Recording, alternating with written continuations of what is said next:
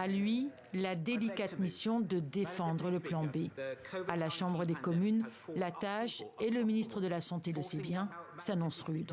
Port du masque en intérieur, test quotidien pour les cas contacts, télétravail et passeport sanitaire obligatoire dans les grands événements, un durcissement des restrictions jugées nécessaires par le gouvernement face à l'avancée d'Omicron en Angleterre. Ce sont des mesures que la situation exige, parce que lorsque les faits changent, notre réponse doit changer aussi. Face à lui, la rébellion de son propre camp. Presque 100 députés conservateurs ont voté contre. L'objet de leur colère, le pass vaccinal. Ils le considèrent comme une atteinte insupportable aux libertés publiques et jugent les conditions mal ficelées. Un revers majeur pour Boris Johnson, sa tangue pour le Premier ministre britannique. Je suis très déçu que nous soyons très rapidement passés en mode panique et en mode d'urgence.